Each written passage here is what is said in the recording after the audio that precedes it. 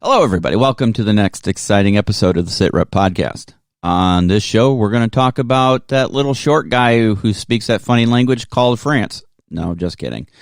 We'll be talking about Napoleon, and then we'll be transitioning to a comic book that's coming to life in a game, among other things. And there might even be some World War II action.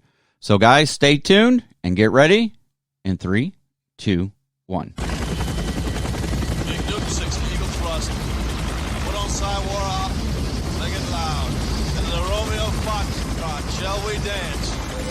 You are listening to the Sitrep Podcast, your source for everything related to historical wargaming. Whether you are looking for the latest wargaming news, reviews, painting tutorials, or playthroughs, you will hear about it right here. So grab your favorite beverage or brush and let's hit it. Hello, everybody. This is Bill, SitRep6, and we are back for the next exciting episode of the SitRep Podcast. Joining me is the command crew, as always. And today, from the Midwest, is the guy who doesn't know what sunshine is, talks to his best friend, a computer, Mr. Chris Wimmer. How are you, sir? Doing okay. How are you all doing? All right.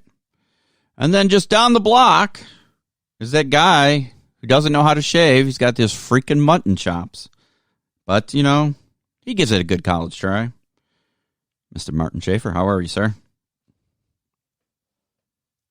Good morning. I'm well, and you're jealous.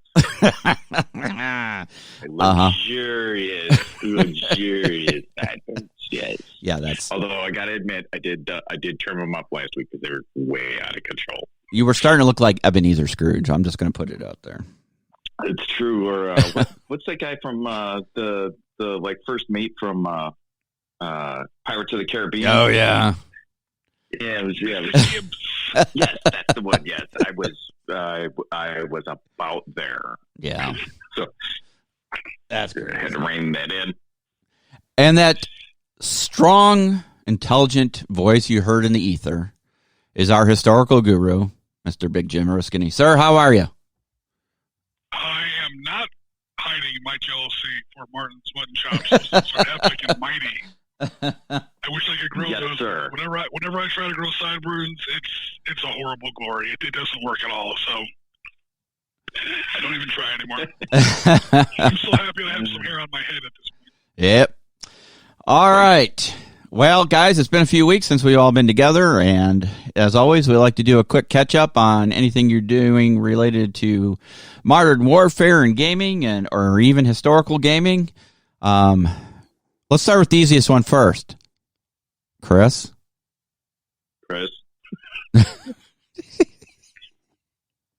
Oh, there, he's listed it all already.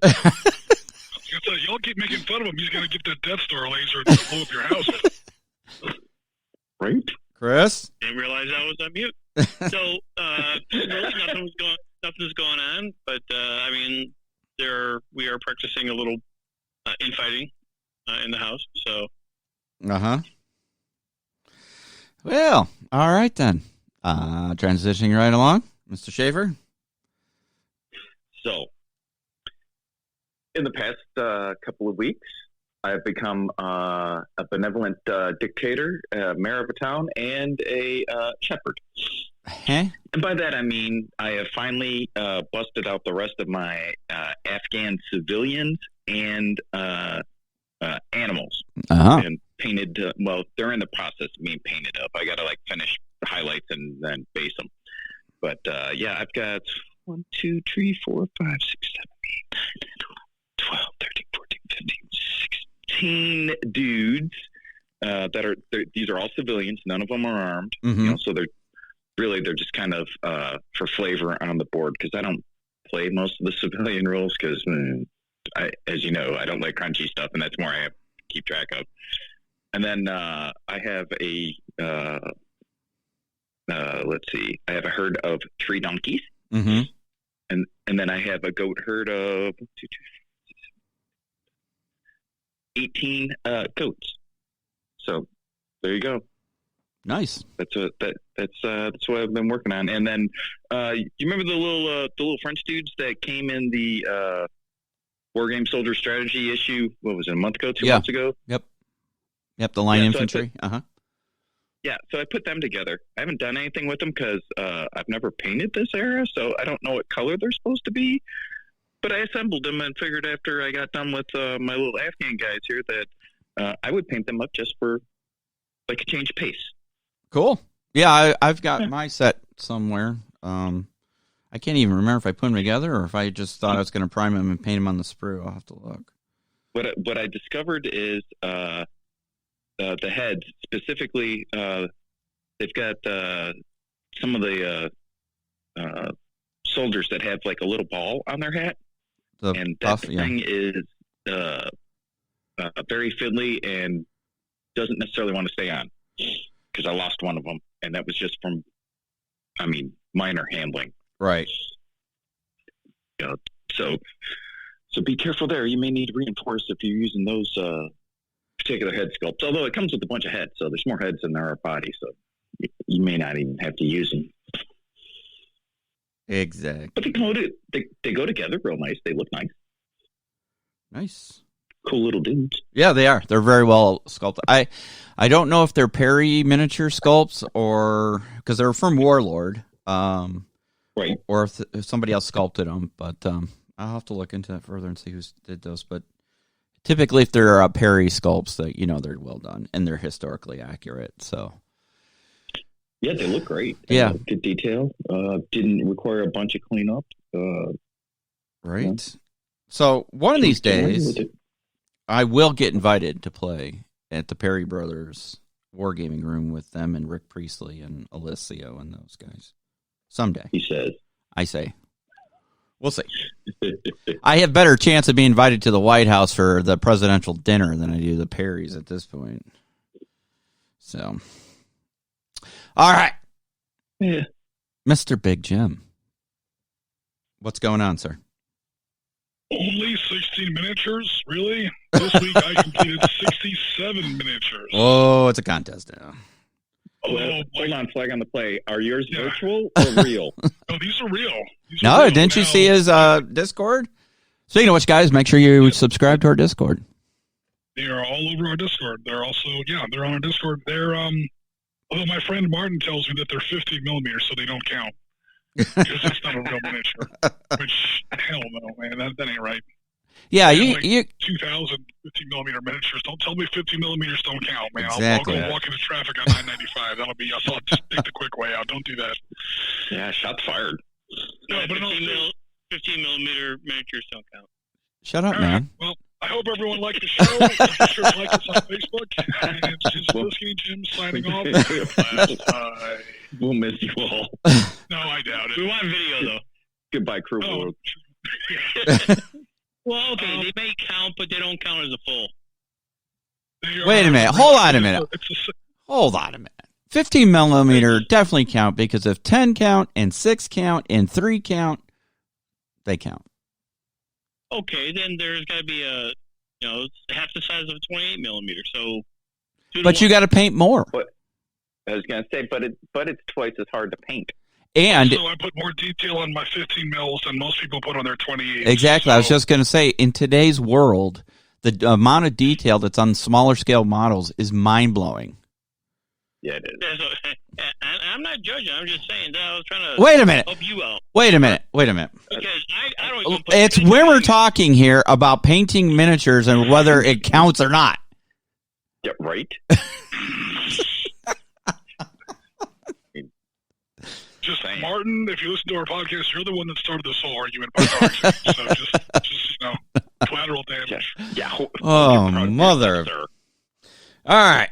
Well. Okay, maybe we could just say that Marty could have painted more if he wasn't with his goats. So you were painting Soviets, right, Jim? Those are what they were? Yeah, I finally finished off that. By the way, I'm officially. We're joking around about me being dead. I am now officially dead. The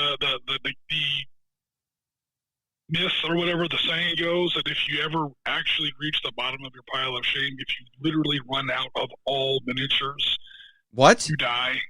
So I've now run out of all miniatures. I have Wait a minute. nothing to paint. Wait a minute. Hold on a minute. Yeah. Hold on a minute. That's the story. There's no way in proper hell that a true wargamer has completely run out of their pile of shame. I have completely run out of my pile of shame. I have 0 left. I'm sure you've got something that can be stripped and repainted. There's something in a box somewhere. There's a sprue. Negative Ghost Rider. Pattern is full. Negative Ghost Rider. I'm not saying it's not time for me to go out and buy some more stuff. I'm saying I am bingo, zip, nothing. Wow. Nothing in my pile of shame does not exist. That is crazy. Good plan, my friend. Good for you. It took a year and a half. I don't know. To get there. I made up my mind to just look. I'm not going to buy. Everyone always says, I'm going to stop buying stuff until I finish everything I have. Hey, this is the guy that did it. Stopped buying things. The problem was people kept giving me stuff. I'm like, guys, stop giving me stuff. Like my last 4 or 5. Oh, wait a minute. Problem. Yeah. Don't say stop giving me stuff. Say thank you. I appreciate the kind gifts. And if you want to send more to the Sit Rep podcast, especially, Send it to the Sit Rep podcast. So we can oh, no. Jim, if you need stuff to do, I got stuff for you to do. Yeah, how you feel about the American Civil War? Yeah, I don't do enough of the Sit Rep podcast. Take on some more work. I mean, I have a whole bunch of 28 millimeter Civil War stuff. I got 15 mil Civil War stuff, and I've got 6 mil Napoleonic. So, Jim, if you really need something to paint, I'd be happy to send you something. So, yeah. Jim is looking forward to you posting your progress on the Facebook, Discord, and YouTube. Yeah. Oh, damn. Damn. Somebody. Our Discord is like me and like the rest of our community. I haven't seen one of us on Discord in a while. I posted on Discord. No photos of hobby. No, that's true. That's true. That is true. I've been on there. I haven't posted anything, but I've been on there. Yeah. No pictures, no county. Right? Isn't that the thing? No photos, it didn't happen? All right, yep. So. Yeah, if a tree falls in the forest, that nobody hears it. If a miniature is painted and no one photographed it, it was actually painted. Ooh. All right. Well, Mr. Jim has painted some Soviets. You know what? I think you're a closet commie. I'm just going to put it out there. You prefer you're almost like the AK guy. I don't know if you watch YouTube, but I know what you're talking about. And I know we're just kind of kidding around. However, in a slight, like inside every joke, there's a kernel of truth. By no means am I any kind of friggin' lefty well, I'm a lefty, but I'm not a socialist. I'm not a communist. Come on. But since I've been like 12 years old, I have pretty much lived and breathed and ate everything. I've pretty much just lived. That was my starting point. Was Eastern Front of World War II. Yeah. And once you really get sunk into, most so-called World War II gamers or World War II experts or even World War II buffs don't know the first friggin' thing about the Second World War because they completely neglect the Eastern Front. Once you get deep into the Eastern Front, I'm not trying to get political here. You do walk away with a respect for those people. Sure. You really, really do. The numbers. It was a study run. I actually have it on paper here. I'll have to post a copy of it, take some photos of the pages or something, where they added up the total number of German divisions, Axis divisions, not just Germans, all their allies. And they multiplied all their divisions, and then they also figured out how many months they were deployed on which theater. Like you almost do like a manpower study at work. Yeah. It's like a division month study for World War II. And you come up with like 4,500 division months or something like that. And it's not even close. It's like 89%, 92%. It's right around 90. I think it's a little below 90%. And on top of that, you're talking about 75% of German divisions were destroyed. And the Third Reich went to Russia to die. Mm-hmm. The greatest generation, it's buried in the soil of Belarus, Ukraine, and Russia, really. That's who beat Hitler. Everybody else everyone else helped, and everyone else. I always say Great Britain put in the time, the Soviets put in the blood, and America picked up the check. That's World War II in a nutshell. A very cynical nutshell, but yeah, I mean, if you spend 30 years studying the Eastern Front, Mm-hmm. I mean, God knows you don't agree with them, ideologically or politically, but holy shit! I mean, never mind the government or the army, just what the people went through. It's absolutely insane. And it's a warning. I mean, if something like Team Yankee ever happens, or if, God forbid, something really kicks off in Belarus or Ukraine, I'm sure people have been watching what's going on in the news lately with Belarus. If we really have to go head-to-head with those people, I mean, they're tough. They've been through stuff that our culture just simply never has. We lose our shit when Facebook goes down for half a day. I mean, what happens if 20% of your population dies? Yeah. In 4 years, there's just no conception of it. Also, yes, you need bad guys for your games, so I paint all the bad guys. Come on. No, that's true. That's true. That's true. Well, we do know that area is very green, because we know what makes green grass grow. Oh yeah, that's right. I finished up the whole Stalingrad project recently, and in the course of, I've run across this a bunch of times. I ran across it again. In certain, they don't call it Stalingrad anymore. They call it Volgograd. Certain parts of Volgograd, even up north of Leningrad, a few other spots.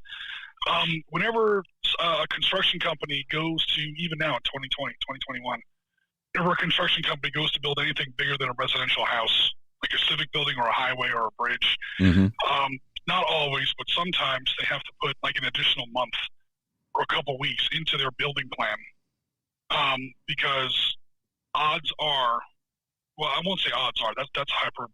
There's a distinct possibility that whenever you dig a big enough hole anywhere in the western part of what used to be the Soviet Union, you're going to hit bone. You're going to hit human remains. And then you have to call in the museums and the people to kind of sort it out. Yeah. Don't forget about EOD. Yeah. Yeah, there's probably a lot of that too. There's some of that still in France. There are roads in France. I've been there. There are roads in France you're not allowed to drive down. And that's not even World War II. That's World War I. Stuff up there from 1918 that they never completely cleaned up. I mean, there's just minefields short answer, hell yeah. Yeah, EOD for sure. Yep. And still, their roads are not as bad as what we have here in the Midwest. They're which now? They're roads? The roads. Oh, roads. So there's roads that you can't drive down because of the bombs. Have you seen the potholes here in Chicago? There are roads you're not allowed to drive down. The state of the highways just look like they've been bombed. Come down to Florida sometime. Drive down I-4. Come down and see Disney World. And drive down I-4. You'll feel like you're dodging RPGs when no rockets are flying. It's a mess up there. All right. Well, let's see. What did I do? Well, I made a video with Joey. Sorry about the music thing. I started using a new video editing software. Tried to get away from Adobe and subscription services. I don't know. Lately, I've had a problem with using a subscription service for software. I'd rather just pay for it, and then if an upgrade comes out and it's a big upgrade and they want me to pay for it, fine, I'll pay for it. I don't want to pay a monthly subscription anymore. So, hi, Jim. I see you. Oh, sorry. Yeah, I meant to mute myself and I accidentally hung up. Draw webcam. Anyway, so I've been trying to learn Vegas Pro. Actually, I think it's Movie Maker. I think I'm going to upgrade to Vegas Pro because it's a little bit more, the speed I need versus Movie Maker, which, it's for just about anybody who doesn't know how to do video editing. But it really there's a learning curve there if you're used to using Adobe products. If I'm so used to Premiere, I could do it in my sleep. And now to switch over, there's some little nuances. So, but anyway, Joey and I got to play Cowboys 2. That's the name of the game from Worthington Publishing. We played Scenario 2, which is the shootout at OK Corral. And unfortunately, you guys missed the last 20 minutes or so of the video because the camera I had, I didn't realize it, but it has a 30-minute recording limit. Freaking Europe. I have to get the software to fix that. There is a EU law that video recorders can only record in 30-minute bites. So, and if you're not paying... What the heck is that about? I don't know, something EU thing. That you have to make sure you're paying attention to the camera and, make sure it continues to record and not just shut down and stop recording. But anyway, so Joey and I played it out. It got down to the point where Wyatt got shot. Virgil was shot. Doc Holliday pretty much almost died. And Morgan was the only one who came out unscathed. So Joey was putting a whooping on Doc yeah, he was. At the beginning. He thought it was funny. He's like, I'm going after Doc. So, yeah. Thank God Doc Holliday had the shotgun, because I think that's the only thing that saved him at one point. So Doc Holliday is one of the more dangerous people on the table, at least historically. Yeah. If memory serves, that's why they gave him a shotgun. Yeah. Because they figured he'd be a little less accurate and a little slower with it. They're like, look, if we send Doc Holliday down there with his normal, 2 pistols, the gunfight's basically already started, and we're trying to cool things off. So yeah, exactly. Give him the street howitzer, they'll be a little less nervous. Exactly. So, real quick, Cowboys 2, it's a fun game. It's definitely not going to be a big serious type game. It's a game that anybody could play with family and friends. Joey's 9, and he picked it up right away. Easy to play. Definitely we're going to convert it to miniatures versus the standees, because we have Western buildings. I have Western miniatures, right? And so we could actually play those rule set with miniatures. So. And that they're 1-inch squares, so you can move them so many inches and blah blah blah. So yeah, we're gonna give it a shot in miniature form. But we enjoyed it. Hope you guys enjoyed it too. Again, sorry for the audio. If I can, I'll go back and remaster it. At this point, it's been out so long, it may not even be worth doing it. It might just have to move on to the next video. But for anybody out there who's thinking about checking this out, you literally just co-pass the first 5 minutes. Yeah, the rest of it's fine. Yeah. So you definitely get a flavor for the game. It's a lot of fun, and it's a good way to get your kids or grandkids into playing a war game. So Joey loves to play games, so he's up for just about anything. All right, Marty, are you ready, sir?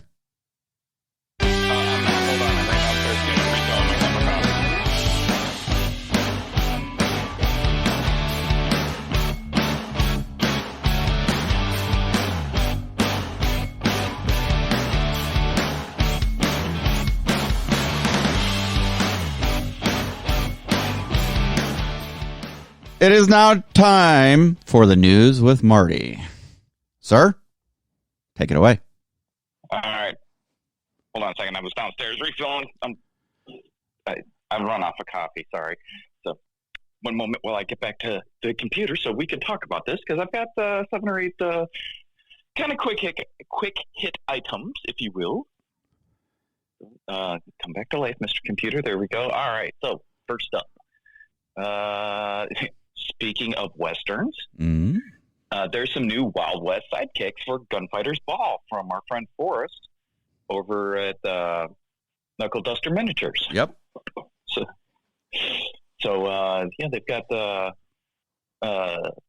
Spangles holding 2 pistols. They got little Sunflower, female holding a pistol out, and then got a dagger or knife in her other hand.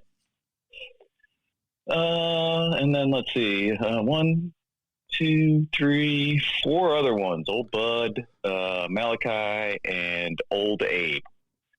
So, and those dudes are all carrying rifles, except for Malachi. He's got a pistol and a couple of bandoliers across him. Some good-looking stuff. We like Forrest's sculpts. He does a great job with them, and these look terrific as well. So you can go to knuckledusterminiature.com and check those out if you're into Westerns. Yep. Most definitely. Very cool. Yeah. And then moving along, we're going to go from the Old West to the New Romans. And I say New Romans because they're actually, when Rome was new, D&V Miniatures has some new Roman ancients. How do you say this? Hastati? but they are early Roman army. Yeah, those are pre-imperial, probably Republican or Roman Republic troops. Yeah, very early era of the Republic. Yep. But again, those are some nice looking miniatures. These are 28 millimeter resin. Good clean sculpts there. So they've got rounded shields, and all these dudes have. I was going to say spears. There's a name for them, and I can't remember what they're called. Yeah. Anyway, the usual term is either Lancia or Pelham, but that wouldn't apply this early in their Republican history. It's before the Marius reform, or no, yeah, Marius standardization reforms. I think they still refer to them as. It's an article here somewhere. I'm looking at it. I think they still refer to them as Pelham. Oh, okay. Cool. Yes. Yep. So they've got that. But these aren't like the classic Red Crest Romans. I'm guessing, just by what you're telling me, that you see in like the old Bible movies. This is going to be like 200, maybe 300 years prior to that, before the army was really standardized. Right. Yeah. Well before that, and they've got the large round shields. So it's before they had the more squared off ones when they were battling in phalanxes. But they are nice clean sculpts, and there's a pack of 4, it looks like, that they're showing off in the article anyway. But like I said, good clean looking sculpts. If you're playing ancients, specifically early Romans, some good looking dudes for you. Nice. And then moving along to terrain. So this one is really intriguing. So Foreground is adding Mad Bob's folding terrain to its store. Mm-hmm. Saw that, yeah. Yeah, so this is really cool storage option, and especially if you are transporting your terrain to conventions, stores, whatever. You got to go somewhere to play, but you're the guy bringing the terrain. This would probably make it much easier. So, think about the terrain that Foreground already makes, but now it folds up. So literally, like a little accordion, the walls fold up, and then the roof is either a separate piece that folds up, or it folds right into the piece itself. So it's all one piece. So it's pretty cool looking. Let's see, what do they have here? It looks like, so they've got like a warehouse industrial building. They've got a house. They've got like a residential apartment building looking thing, and then just a couple chunks of ruins where it's just like the corner of a building. So those are some pretty neat options for folks that are looking to be able to, in particular, travel with their stuff, or storage is at a premium and they need to be able to make their terrain smaller. This is a pretty good option. So you can go over to Foreground and check out their preview of this stuff. A couple of Kickstarter updates. This one is pretty much just for me because it's Blood and Plunder. They had extended their pledge manager to the 12th, and so that is done. But they also included a fall update on that. So as far as production goes, they're on schedule. They're on time. They're anticipating a January release and sending it out to their backers. However, as we all know, there's supply issues here. So that's a concern for them. They said that the factory in China says that they're all good to go. They'll be completed by the deadline, but with international shipping, they're not sure how that's going to affect things. They believe everything will be ready on time, but there may be shipping delays just due to the logistics side of issues. as they say, despite these issues, we are still optimistically planning for a January 2022 release. We have our fingers crossed that the rest of the journey will bring us fair winds and smooth seas. I think they're being overly optimistic at this point. I mean, I'm glad to hear that production and all that stuff is going well, but I think the shipping is really gonna be a challenge for those guys. Yeah, unfortunately, just like just about everybody. So I mean that's not a Farlock Games is stupid and jack this up. It's just that is the state of the world right now. Exactly. Yeah, sadly, you're gonna be adding a couple of weeks. What is it, like 3 weeks to get through the Panama Canal at this point? Yeah, like just about. I used to work a little bit in that business. It was always at least a week or two. Yeah, and if your ships are waiting in line, and now it's God knows how bad it is. Yeah, and if you're trying to get into if you're bringing them over to the U.S. and you're trying to get into a port in California, good luck, because I'm pretty sure the line ends at Hawaii right now. Yeah, it's crazy, and I know some companies are actually starting to fly stuff into the country versus ship it because, it's the only way they can get product delivered. Yeah, I was gonna say because they want stuff, and that's yeah, as you said, that's the only way they can get it in a timely fashion.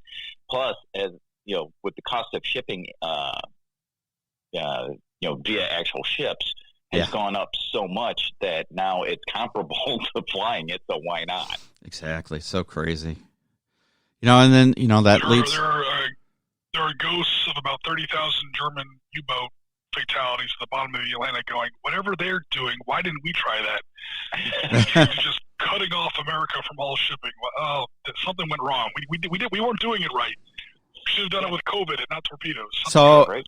I'm going to jump on my political soapbox for a second. This is why the United States, and this can speak to any country, but especially the United States, we've gotten so reliant on foreign manufacturing production. Look what happens,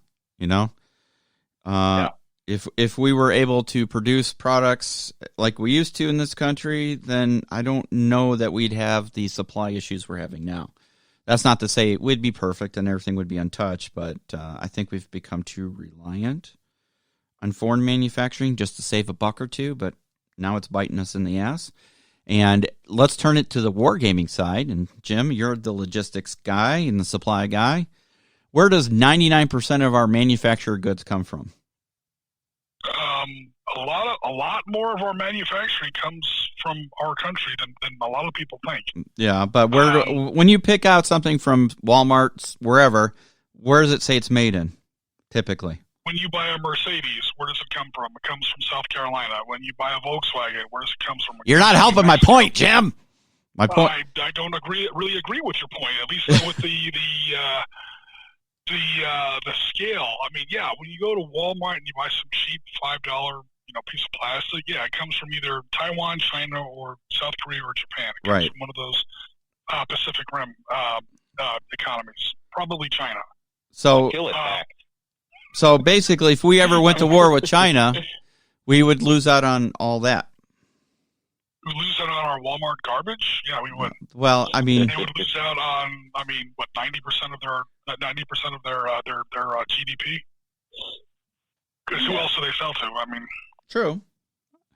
Trade deficits work both ways. True. First of all, that's a terrible name for it. Trade deficit. It makes it sound like somebody owes somebody else money. That's not what a goddamn trade deficit does. If I had a penny for every time I had to fix somebody on that, it is an imbalance, but it's not a deficit. It's not like we owe China $7 trillion. That's not what it...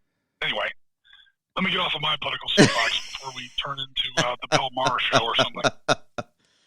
I knew we were going to get Jim so fired up this morning. Right? No, man, I've already been accused of being a communist today, so y'all started. You're going to seize the means of production, so just stand by. Yeah, how about it?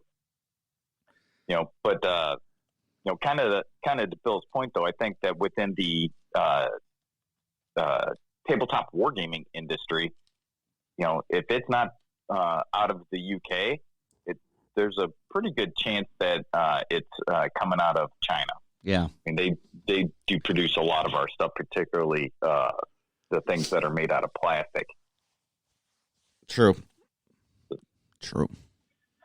All right. You can almost expand that to other kinds of gaming. Pretty much anybody who's trying to build a PC these days, anyone who's trying to buy a PC these days, get ready. Right. Because the Persian Gulf, this actually happened before.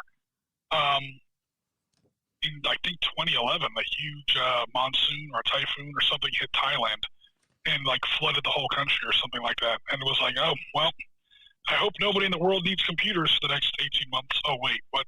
Our whole civilization is relying on computers? Because it was something at the time, it's no longer the case, but at the time it was something like 80% of the world's hard drives came from like these 4 factories in northern Thailand somewhere. They were all under like 8 feet of water now. Yeah, I was gonna say they were all underwater too. I remember. Yeah. Was it hard drives or was it memory? I remember it was hard drives, and that's when we switched over from from hard drives to solid state.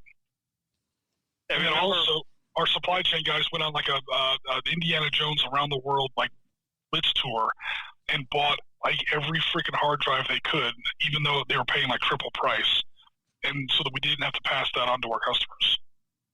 It was 2010, 2011, 2012. It was right around there. Yeah. I remember when there was the same sort of thing with memory. It was something about the one factory that made the glue for the chips and the memory DIMMs was down. It might have been the same event because a lot of our components. I mean, okay, yeah, we build all let's talk about supply chain and logistics, especially vis-a-vis the tech market. A lot more recent than my Marine Corps history is all these computers are built right here in Silicon Valley. All the parts, all the components come from Malaya, come from Taiwan, come from Thailand. So, I mean, I know a second ago I was, blathering about how much stuff is made here in the U.S., at least a lot more than most people think. Mm-hmm. Even those industries where we do still manufacture a hell of a lot more. American manufacturing is dead. No, it's not, dude. It really isn't. At the same time, I know I'm kind of arguing against myself here. Just because you're building something here in the U.S., supply chains are so interdependent now that your subcontractors and their subcontractors and their subcontractors, God only knows where they are, and that helps. That tends to impact even within a problem, even in a time when you're not having all these supply chain issues, when everything's running smoothly. Yeah, you have all kinds of quality issues, compatibility issues. This ADC or whatever, this server blade or whatever these are building has, came from this 5-star factory over in San Francisco or something. Why is it failing? Well, it's got these, shitty ass power drives or power sources or hard drives or who knows what, SSDs from Timbuktu. I mean, who knows where this stuff came from? And back to Bill's point and to sort of back up. I know I was kind of talking against Bill before, but now to back him up. Just because you build something here in the U.S. doesn't mean you build the parts. The parts still have to come from somewhere, and they're probably sitting out on those containers halfway to Hawaii, like Marty was talking about. Yeah, look at those fields of brand new vehicles that can't be sold yet because they're all waiting chips. Yep.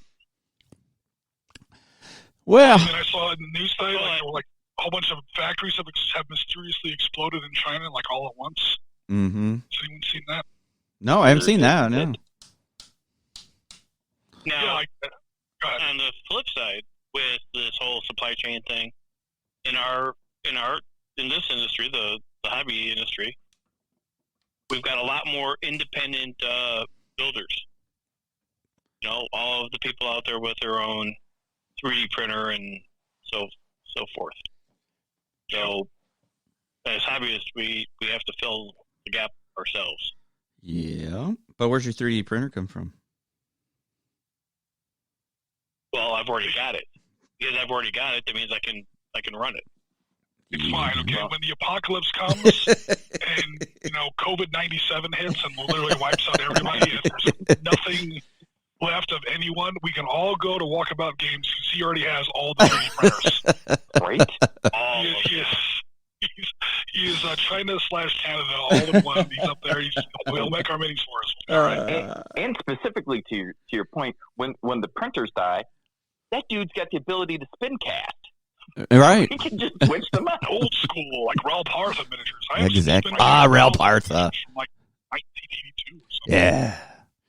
Yeah, that was a hard flex. I was talking some smack to him, and he's like, "Yeah, I should whip out the spin casters." I'm like, "No, you don't." He posted a picture of them. Yep. Damn, he's got 2 of them. Oh yeah. All right. What else you got in the news, Marty? All right, real quick update near and dear to my heart because it's a game I like. Delta 10 is putting out Operation Frostbite, and there's like 2 days left to go on that Kickstarter. So if you like that, if you like the original game, their Black Winter, this is the super expansion version of it. So there's all sorts of goodies that come with it. You get some new factions, and it is a full-on kit, so you don't need the first one to play. You could play this one right by itself. It's got everything that you need, and then it comes with some Eastern Bloc dudes, Motor Rifle Brigade Strelok specifically, and then some NATO United Kingdom Peacekeepers. But with the stretch goals that are in Kickstarter, you can also get some Spetsnaz guys, and those are some kind of cool looking sculpts. So you gotta like that. You can also get some SAS guys, very nice looking sculpts there as well. So you gotta like that. And then as you go through the goals, they've got like upgraded cards for being able to upgrade your character, command order cards. They've got some Fog of War rules that they get thrown in, upgraded tokens and such, as well as, let's see, how far did they unlock down here? Some weapon and equipment, STLs. So if you have access to a 3D printer, you can upgrade your dudes to make them WYSIWYG by printing out some additional weapons. They've got a MI6 secret agent guy. They've got some GRU dudes. Cool. And then their next one that they haven't unlocked, and I don't know if they're going to make it, is EOD guy. So we'll have to see if they make it that far. But are you backing it? I enjoy the game. What's that? Are you backing it? I have not backed the Kickstarter, no, because I'm trying to be a good boy and not spend money. So I'm going to wait to spend money until it's expensive retail and then go do it. and I have 2 Kickstarters I'm waiting on to come in. So, although the only thing worse than we're like a week away from Black Friday, and we're just like, okay, I'm not going to spend money. It's like 2 weeks before Christmas. I'm going on a diet. I'm going to lose 20 pounds before New Year's. That's pretty much where I'm at, Jim. You definitely nailed that because I can't. The all-in pledge is like $150, so it's not crazy expensive. And these guys are out of New Zealand, so I don't know if they're all produced in New Zealand. I know that they have U.S. distributor here because that's where I got my my original set. But again, if you got to move stuff around and it's coming from New Zealand to the U.S. as well as the rest of the world. You're going to run into supply chain issues. Which company is this again? It's by Bonza Games. Okay. I only ask because I think Battlefront is in New Zealand. Yes. And how they usually get around these kind of issues is they also have a distribution center somewhere in Maryland. So at least here in the U.S., whenever you buy something from, sometimes when you buy something from Battlefront, it's actually getting shipped from Maryland, and it gets here in like 2 days. Yeah, well, they super cheap. So Bonza has a U.S. distributor, and like I said, that's where I got mine, my original game from. But during the initial production run, they still have to get them from wherever they're produced to the distributor. So, that's where I think things might get a little janky. And again, it's not Bonza's fault. They didn't mess anything up. It's just the state of the world as we're in right now. So. I kind of feel for all these dudes that are trying to fulfill their Kickstarters, and they're like, "Hey, I got a whole warehouse full of stuff ready to go. I just can't get it shipped." So hopefully that's not an issue for them. If that's something you're interested in, go to Kickstarter Delta 10 Operation Frostbite, check it out, and then we'll hope for the best on fulfillment. Not that they're not going to fulfill it, just the shipping portion. All right, moving along. Our good friend over at Bob Mac 3D is going to be starting a Kickstarter campaign in January, and they are starting to showcase some models from it. So they're doing a bunch of stuff from basically from like the 70s. So they've got they're showcasing a T-64A 1975 model. Let's see here. Now these are all STLs, and then Bob Mac has had some extensive ranges that he's put out through Kickstarter, and they're good stuff. Bill, I think you got the Vietnam one, didn't you? Yeah, I did. Yeah. So the models all come pre-supported. They're designed for 3 scales: 15 mil, so think Team Yankee, as well as 28 millimeter 20 millimeter and 28 mil. Again, it's 3D. So, if you wanted to go micro armor scale on this and scale it down to 6 mil, you probably could. They all have stowed versions, which can be printed with the stowage in place. So that way you don't have to put extra bits and greebles on your little tiny vehicles. They're all designed for resin printing, so FYI on that. Be really tough to print some of those small ones with an FDM anyway, but he says particularly the larger models that many gamers have had good results with an FDM printer. And everything's designed by Bob McKenzie and Brad Sanders, so the usual crowd over there. So if you're interested in checking that out, you can... he's got previews on his Facebook page, which is just Bob Mac 3D. And then in January, coming to Kickstarter. If you want to look up, if you want to see their past projects, because there's a bunch of them, you can go to Kickstarter and just put in Bob Mac 3D, and they will all pop up. But the tanks that he's showcasing right now look pretty nice. They're pretty crispy prints. Cool. So T-64 is a surprisingly good tank, though, too. Yeah. The only, I don't want to say, I'm not trying to, be contrarian here. The only issue with T-64 is that's one of the tanks that the Soviets used to build that was good enough to where they practically never exported it. So it's not like the T-55 where you can literally never run out of uses for a T-55 or a BMP-1. What continent besides Antarctica has the BMP-1 not seen combat in? Maybe Australia. I mean, it's been literally everywhere. Right. Yeah. T-64, well, I take that back. You can use T-64s in modern Ukraine. UAF is still using some T-64 upgrades. So, yeah, okay. Yeah.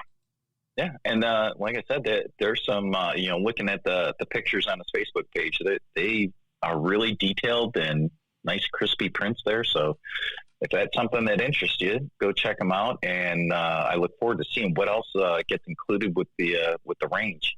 He said he's going to release a preview a week. So every week he'll add another model to his Facebook, showing you what's going to be coming in January. All right, so now we're going to shift gears and talk about something from Eureka Miniatures. However, not modern. Oh. Historical, yes. Modern, no. 28 millimeter Warring States Chinese. So, and these are some old school Chinese, and he's got a chariot, and it's a big chariot drawn by 4 horses. He's got a bunch of crossbow. He's got some infantry. Let's see here. He's got another, not really a chariot. It's like a command wagon being pulled by a bunch. But he's got Jesus wanted. I'm going through. He's got a list of everything that's in here, and it's probably 40 different models total. Chinese in this period were really big into pole arms. So not just spears, like your average, like 8-foot, like almost like a hoplite spear, but a lot of. I actually did build a big Chinese virtual miniature force for this period, but I never did get around. I was going to use battle system, but never really played it. The point is, I did the research. There are names for them all. I forget them all. I could look it up right now. But he's got halberders, spearmen. Yeah. There's like 3 or 4 different types of halberd, but yeah, they were really like the huge armies of basically grunt peasant infantry with these like bladed spears, a halberd. They didn't call them that, but it's kind of like the Europeanized equivalent. Right. Yeah, and he's got a armored version. He's got unarmored versions like levies or conscripts. He's got heavily armored Quinn Guard. He's got some swordsmen. He's got peasants. He's got a line of officers. He's got a line of musicians. So you can have a musician with a cymbal, gong, drum, or horn. He's got a general. He's got a king or a regent. He's got cavalry. And the cav will have halberd, crossbow, regular bow. He's got an armored cav officer and drummer as well. Let's see. He's got a command for the chariots. And these chariots, if I'm looking at them correctly, are all, one, they're big. And they're all being pulled by 4 war horses. But he's got a command chariot, a war chariot, he's got the Kin. How do you Qin? I don't know how to say that. It's Kin, and it's basically so super fast because no one to derail the show. Period of warring states is basically China was not a country in those days. It was 7 different. Really, there were more, but there were 7 big ones. Right. Of different, different, like Han was one, was another one, and they all just.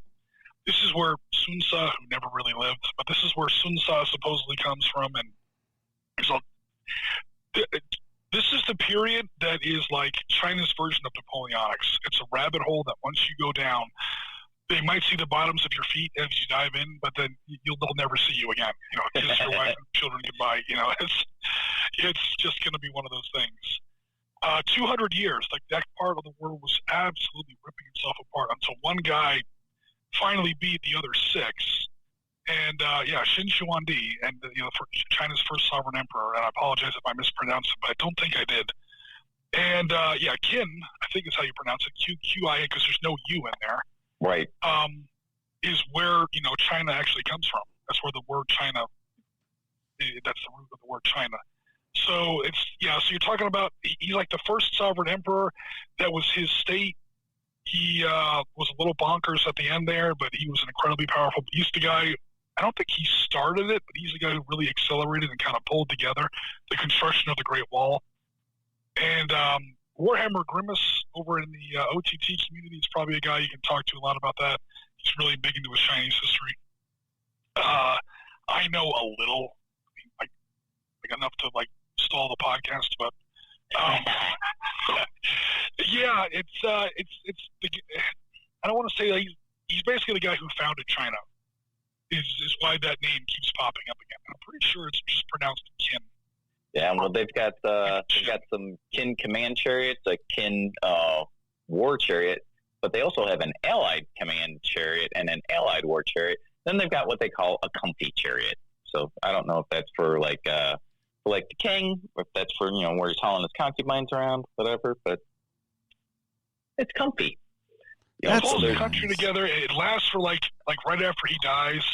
A little like Alexander, his empire pretty much falls apart right after that. I think Han winds up taking it over.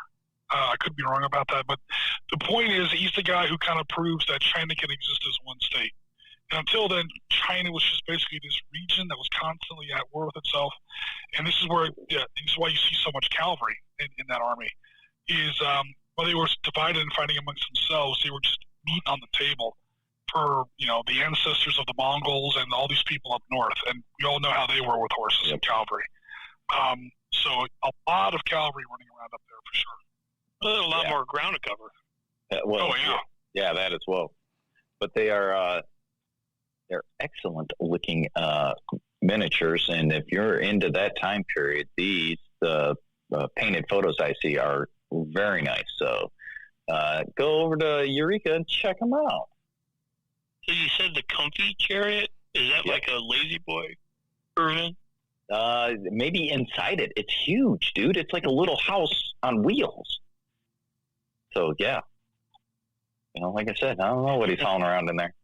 The first Sovereign Emperor, he rode around in a chariot that was pulled by like at least 8, if not like 16 horses at one point. It was basically a house, complete with different rooms. Like there was a waiting room, according to the legends or whatever. This is also the guy who was buried in his own city, and you've read stories about the Terracotta Warriors. The Terracotta Army, yeah. Yeah, this is that. He basically had a scale model of China built. That was his tomb. Diamonds in the ceiling for stars, rivers of mercury, 3,000 slaves buried with him, so he wouldn't have to do any work in the afterlife. I mean, the guy was absolutely off the chain. Great. All the pharaohs of Egypt are like, dude, calm down with your burial plans. Absolutely nuts. All right. Very cool. Check that out at Eureka Miniatures. And then my final one, just a quick blurb. So Rubicon Models, prolific producer.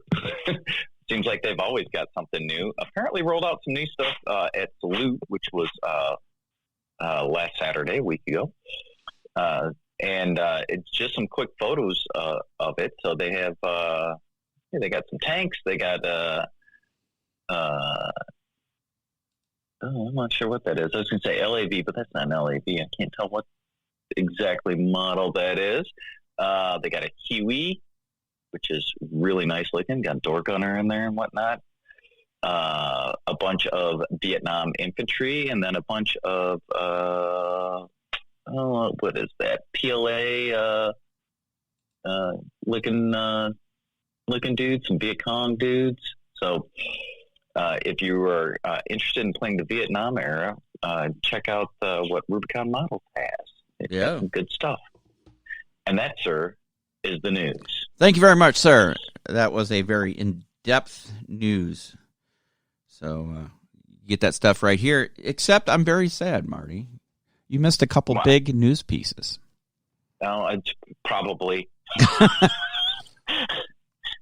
right, hit me. All right. What I missed? The first one is Black Powder Red Earth. So, oh, my God. Oh, jeez. Oh, how did I do that? That one I might back. Not gonna lie. I really, yeah. So, I think I didn't do that because I talked about it last show.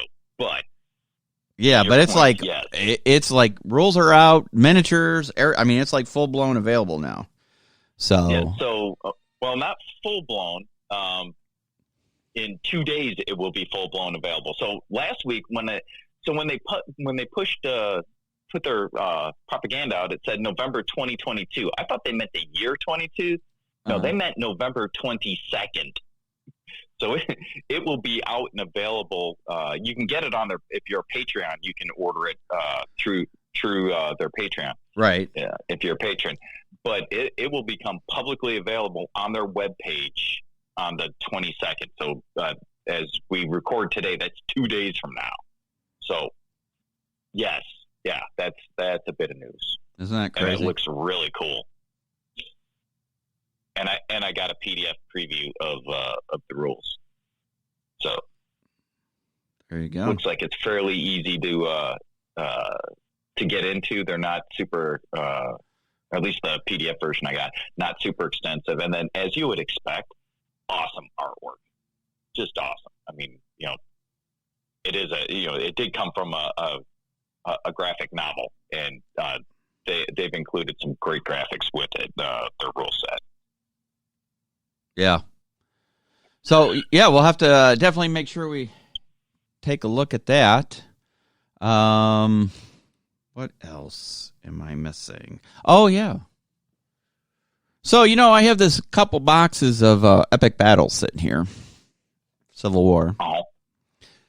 Well, over the last week or so, right before Salute, those sons of bitches, and I mean that with all love and respect, have released The Waterloo set in Epic Battles.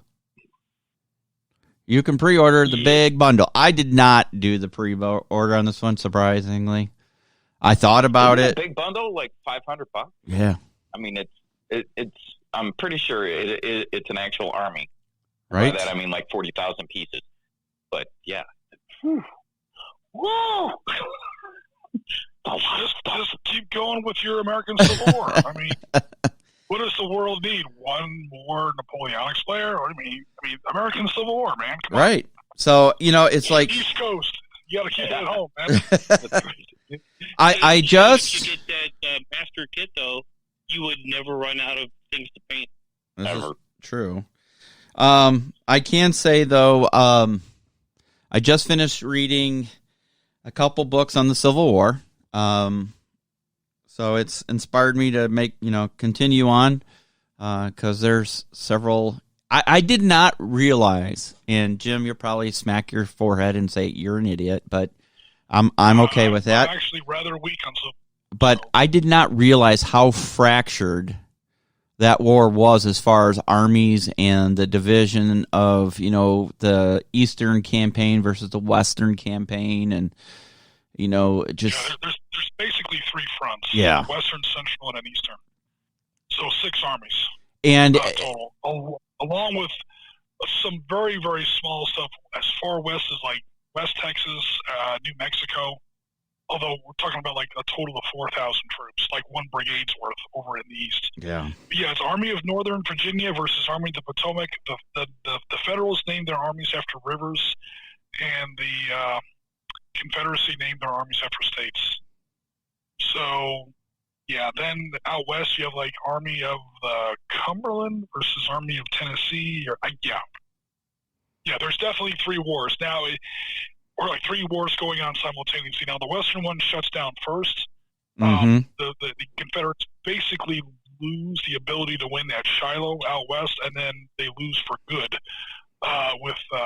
They lose at Shiloh, and then they lose at New Orleans. So they've just lost the mouth of the Mississippi. Yeah. And then once you get to Vicksburg, that's it. Yeah. 4 July 1863, that's it. And then there's really just 2. There's that central one in Kentucky / Tennessee / Northern Georgia, Chickamauga, Rosecrans, all that stuff like that. Hood gets deployed out there. He gets promoted to command his own army. Sherman burns Atlanta and starts his march to the sea. Once he gets to the sea, now there's really only one front, and it's sort of like dominoes. It just collides into this huge force just out east. But at one point, yeah, there were totally 3 different wars going on, for sure. So, yeah, it's just amazing.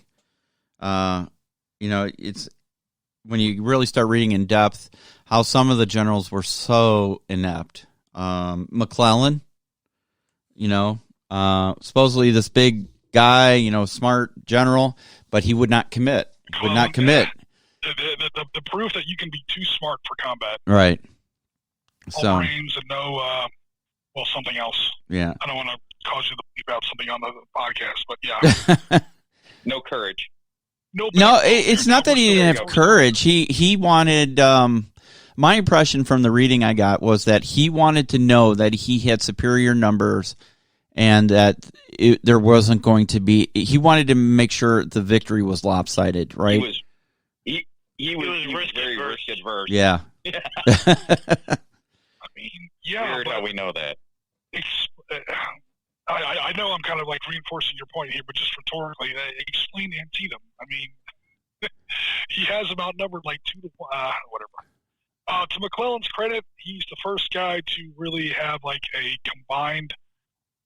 I mean, some people say it's the Mexican War, which I don't really agree with, but like a combined arms, like amphibious landing operation. This is 7 days campaign, all up and down the peninsula.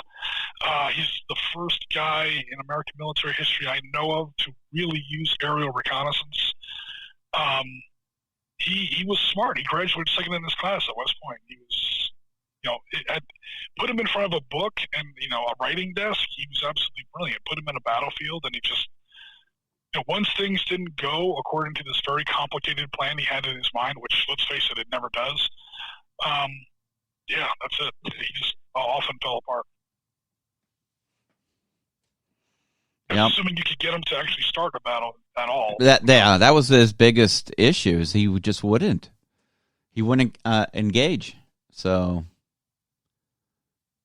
I mean, he was a subscriber to the idea that, battles are won or lost before they're fought. Battles are won in the preparation. Operational scale warfare is 95% maneuver, 5% combat. Yeah, bro, but sooner or later, you got to fix bayonets, man. I mean, there's going to be a fight. Come on, Mav, get in there. Yeah, take the shot. And he had 2 shots. Lincoln had to fire him twice. Fired him, had a bunch of other guys that, believe it or not, were even worse. They were just as risk-averse, but they were also stupid. And then, on General Miley side, and then they finally brought him back, and he lost again. I mean, yeah, so that's why there's no aircraft carriers named McClellan. Yeah. So, anyways, well, there was a Army base named McClellan. So, but anyway, so I have all that stuff there. So yeah, they're epic battles. The Waterloo set.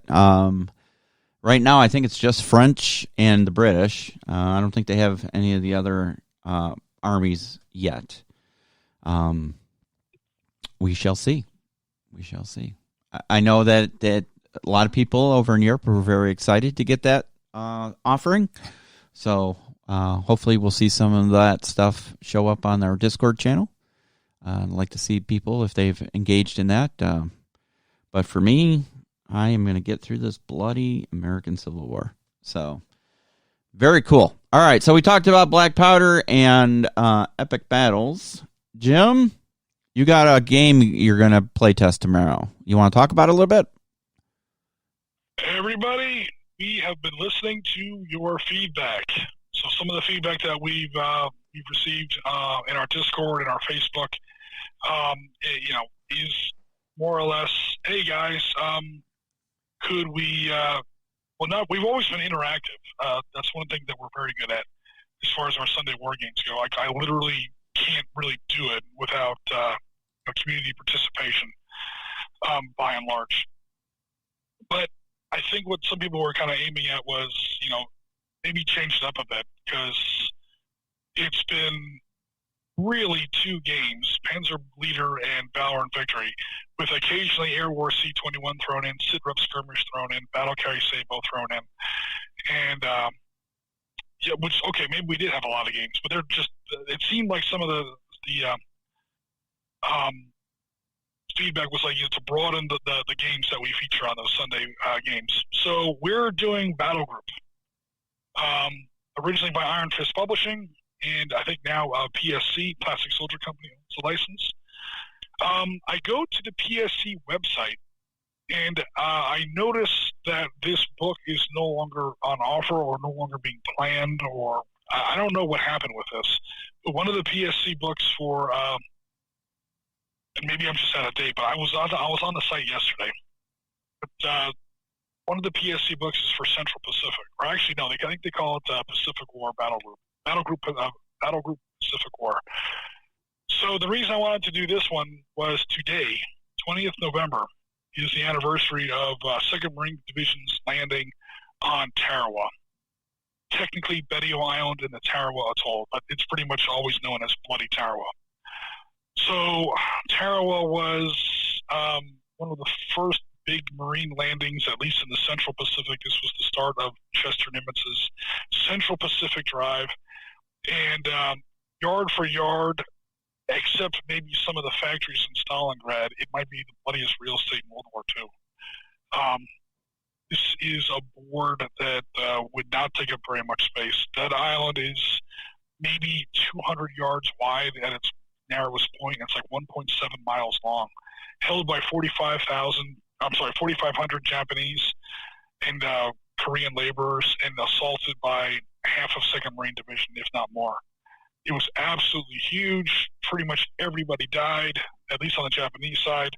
The Americans paid an absolutely horrific cost. I mean, the Marines took one of the all-time bloody noses taking this place.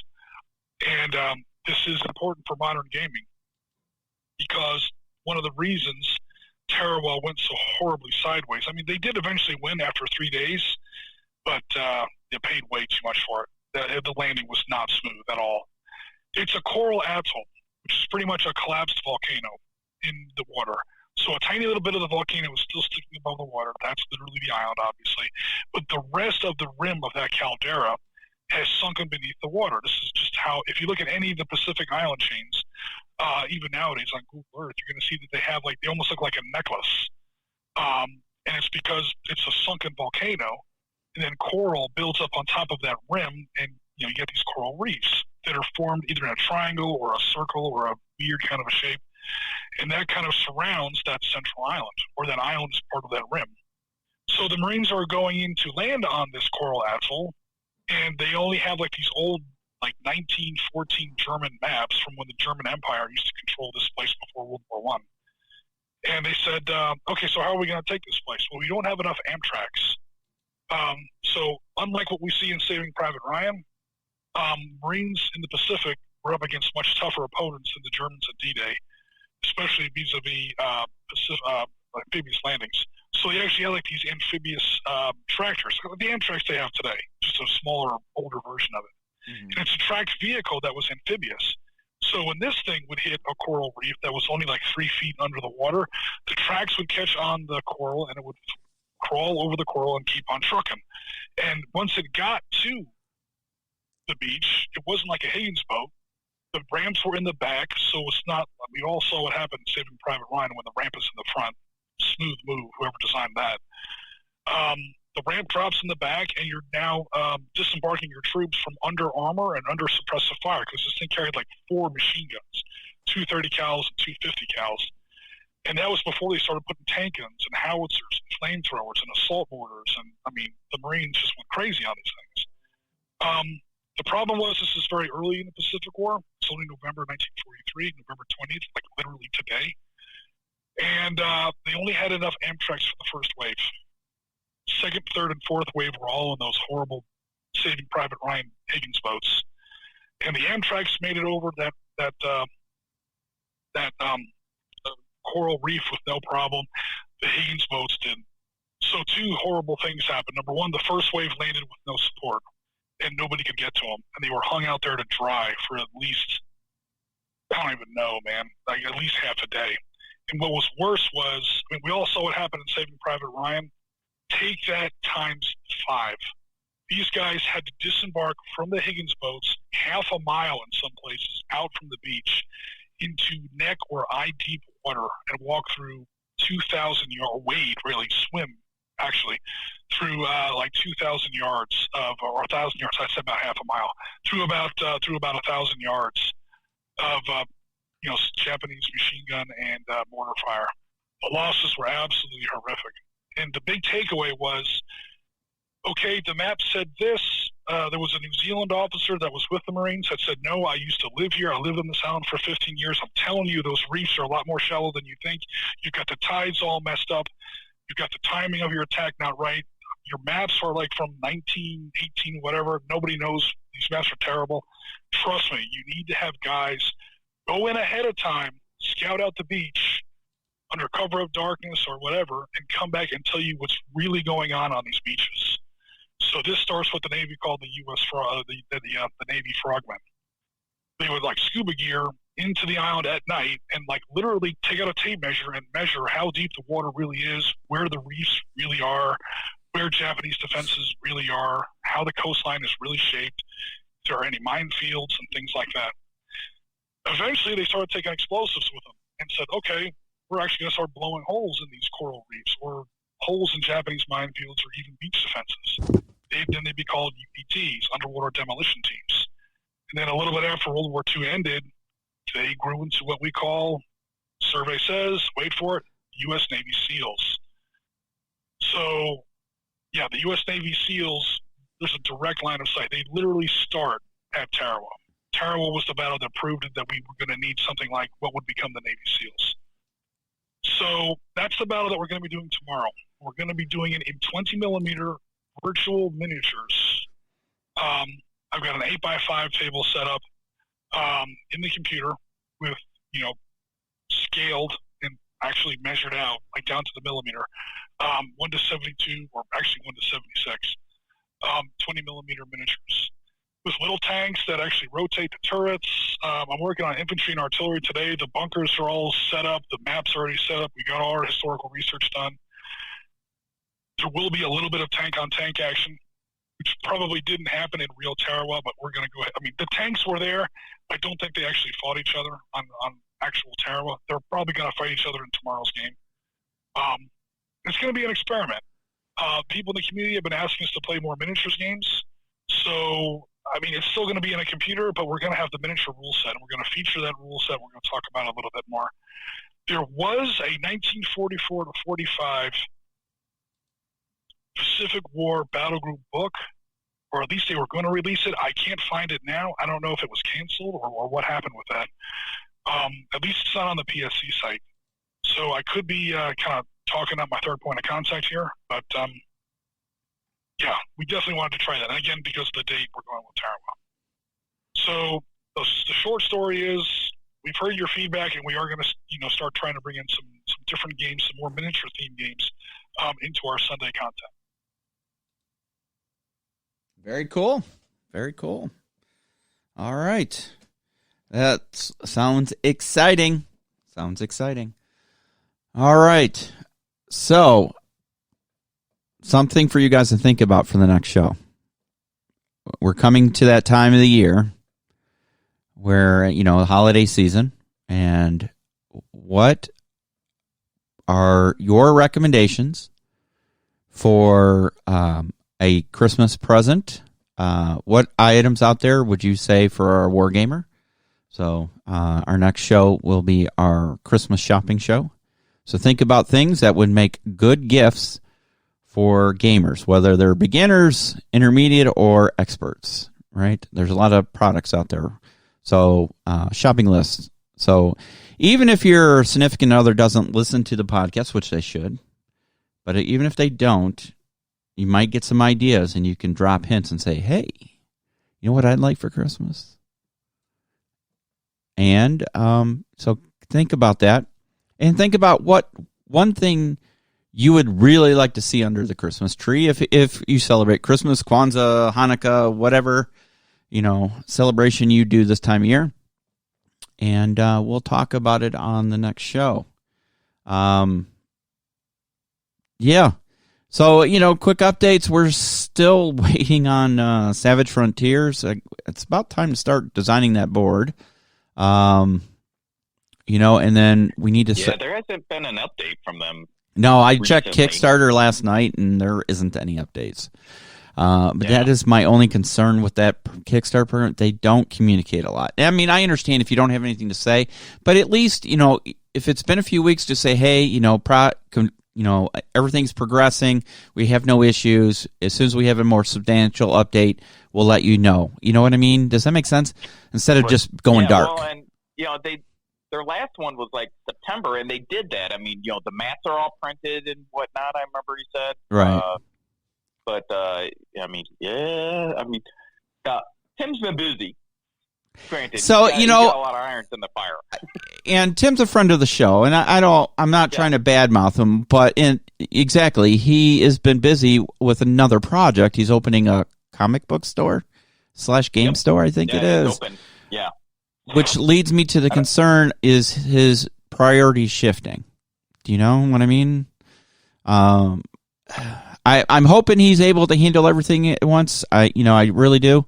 I'd like to get him back on the show at some point here in the near future to do an update on it, among other Footsore miniature stuff. Is he still representing Footsore USA? Yep. Okay. Yeah. Okay. Yeah. I mean, I haven't seen really any updates from them, so it's I see Footsore, but not Footsore USA. So, I'm surprised we didn't get the guys from Delta 10 on the show to talk about their Kickstarter.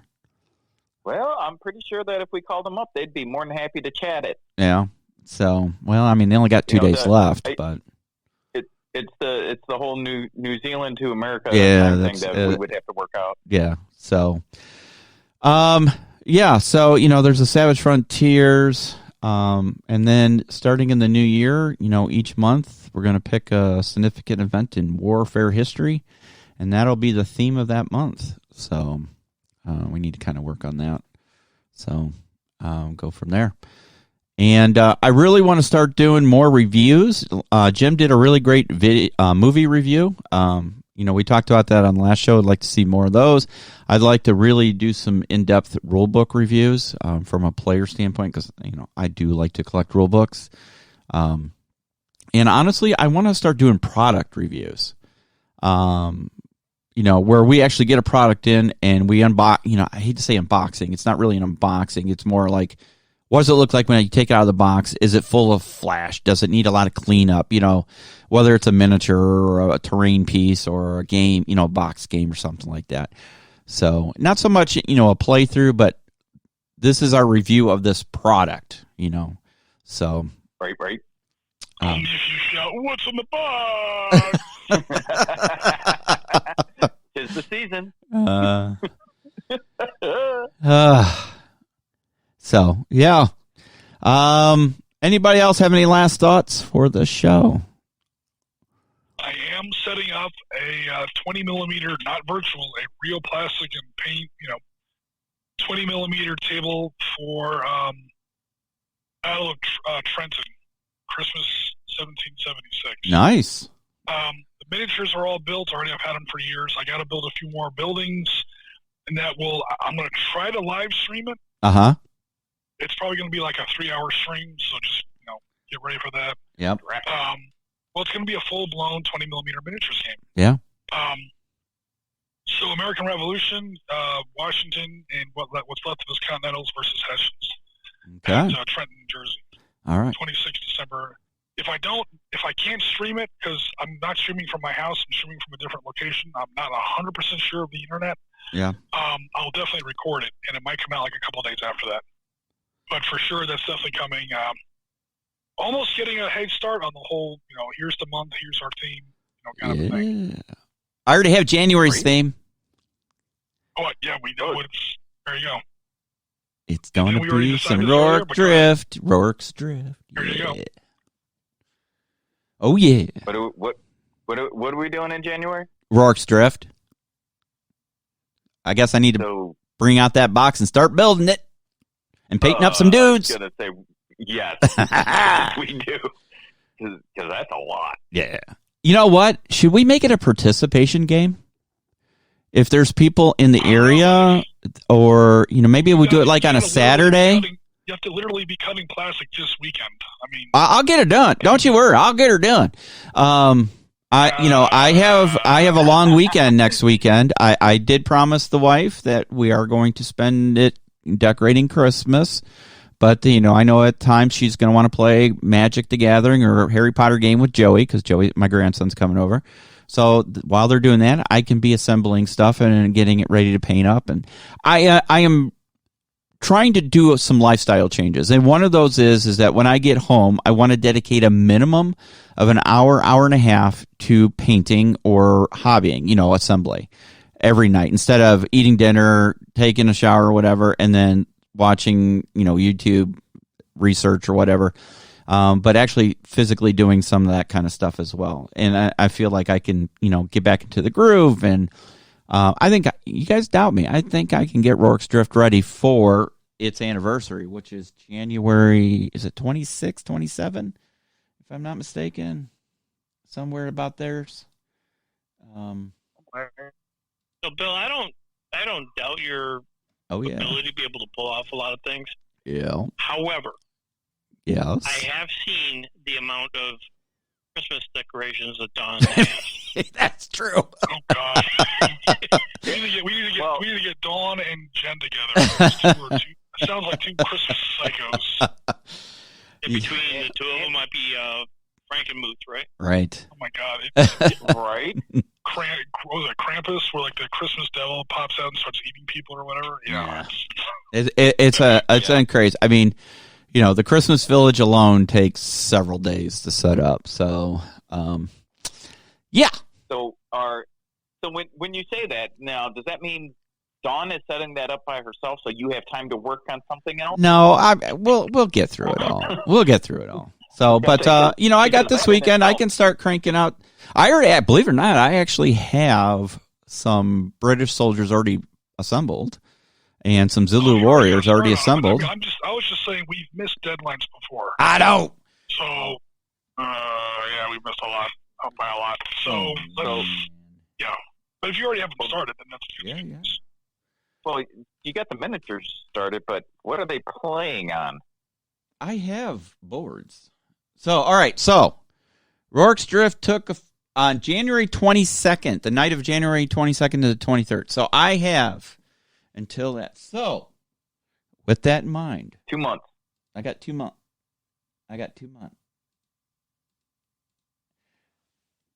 Oh, that's perfect because January 22nd, 23rd is a weekend.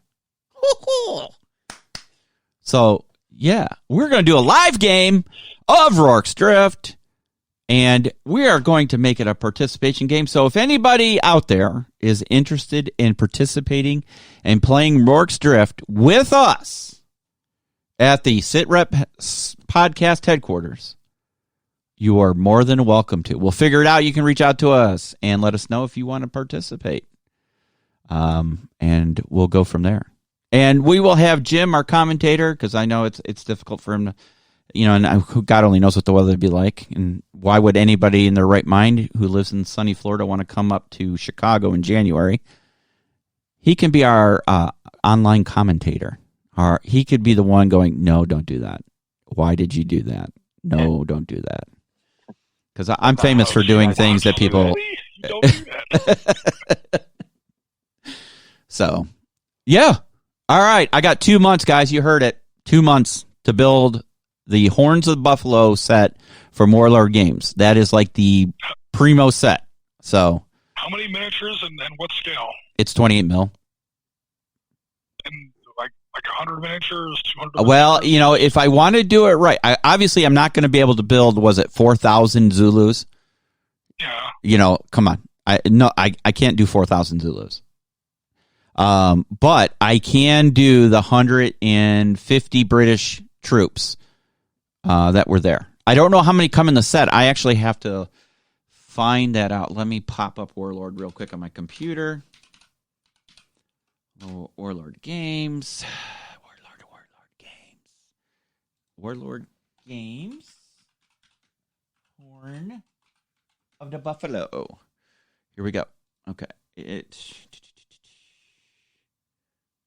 Horns of the Buffalo collector set. Comes with the Baileys, blah, blah, blah, blah, blah, blah.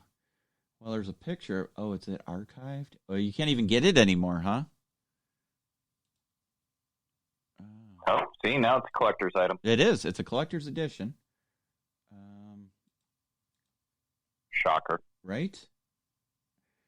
It only contains 67 infantry, 1 cavalry. So there's only 67 British guys in there. I have another set of British guys.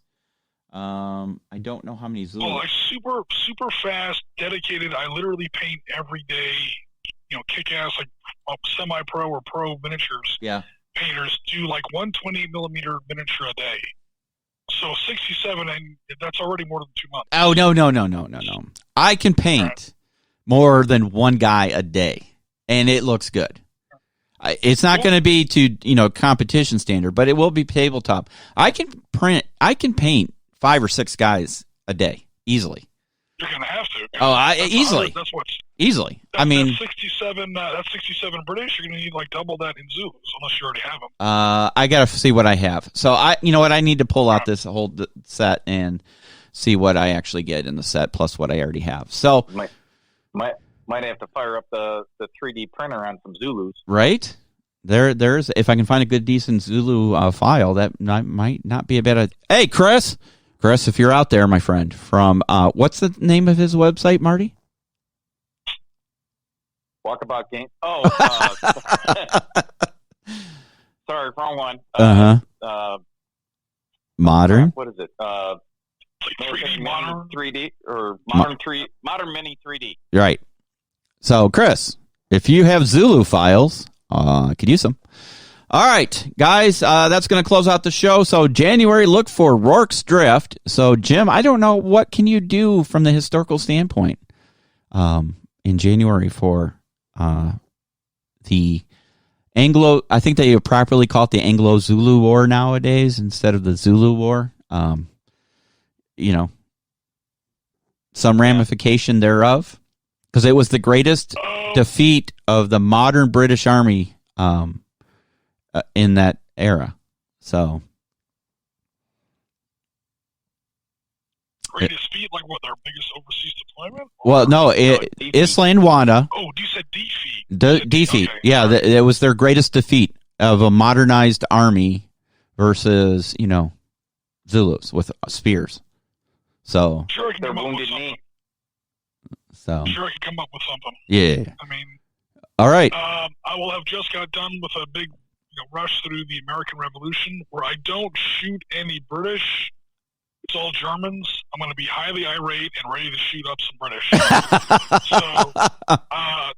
No, but in all seriousness, if we're doing, if that war is going to be the focus of January, I'm sure there's some sort of a tabletop game or a virtual game I can find. Well, you could virtually do Isla and Wanda. You could. Yeah, you wouldn't want to do that battle miniature. It was like 10 times the size of Rourke's Drift. At least not in anything bigger than 6 mil. Even at 6 mil, that's going to be, huge. But it was like 10,000 Zulus versus 1,500 British. Yeah. British and other colonials. Yeah, that's crazy. So, and wiped them out. So, yeah, okay. So there's that. It's awesome. Looking forward to it. So, guys, look for that in January.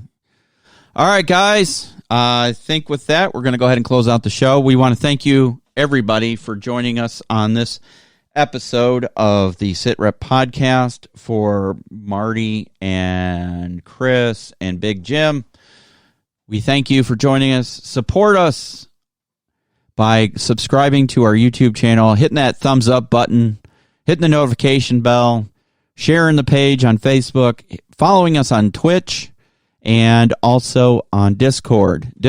Jim has been very active. I've seen you've been talking to several new members on the Discord channel, and you're starting to get the documents folder to share some, is it Panzer Blitz counters you were talking about? Modern Panzer leader, Yeah. So, guys, there you go. And then the webpage. And how did I forget the? So if you want to reach out to us on our webpage, the webpage is www.thesitreppodcast.com.